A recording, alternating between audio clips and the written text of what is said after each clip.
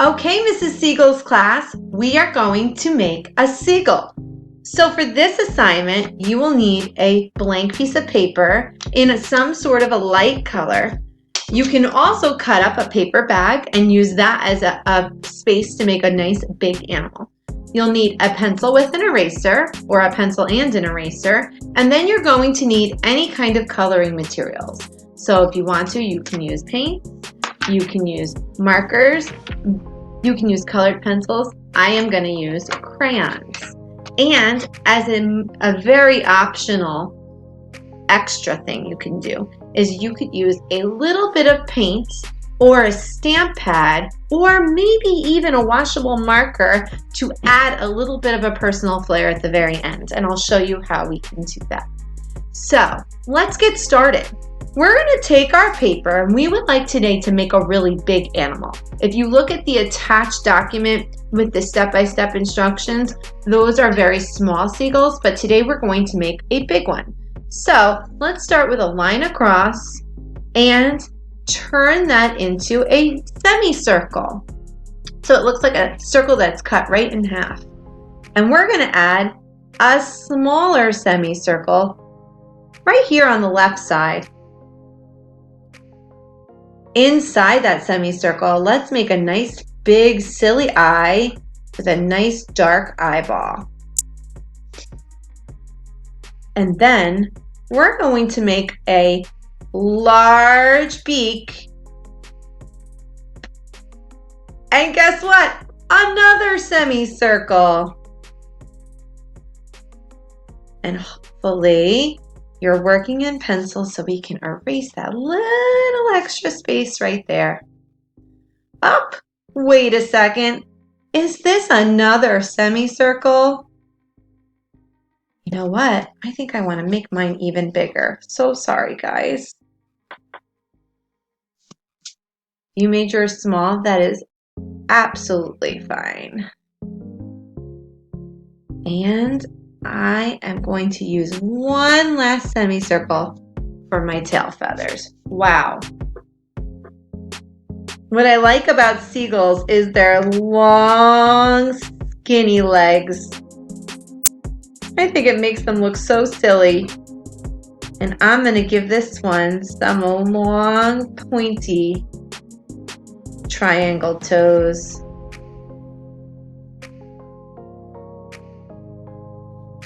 Okay, time to get coloring. I think I'm going to color his head. And remember, you are the artist, so you're going to color however you want to. And if you haven't noticed, Mrs. TH really likes to outline things. I just think it makes things look like they're gonna pop. But again, you are the artist. You do it how you want to. I do want us, since we are now in the last trimester, well, almost. This project will be for the last trimester. I do want us to be working really hard on our craftsmanship, which is how carefully we draw and color and arrange things, how carefully we cut or glue when we are cutting and gluing. So that is something that's really important, that we're not rushing and we're taking our time to do our very, very best, almost first grader work. Now, for the very last part, for our little bit of personal flair, and this is optional, you can take your finger and put it in a stamp pad or in a little dish of paint, or you can try and color it with a marker. Make sure you have permission from a parent.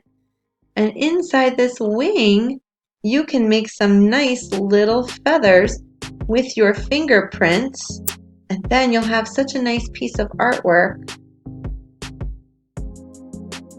that is just so personal. I should have said make sure you have wipes nearby.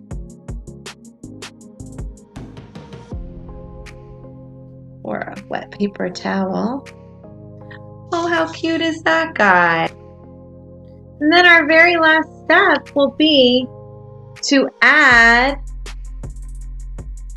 a background of some kind.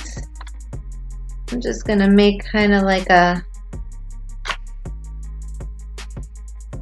couple posts, like on the pier.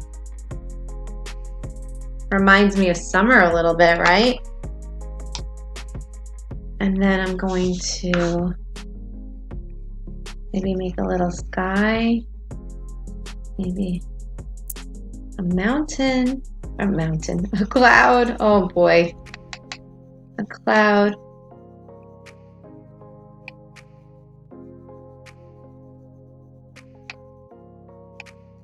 And when you're finished with your whole entire background, snap a pic and upload it to the Google Classroom. I cannot wait to see all of our Seagulls from Mrs. Segal's class.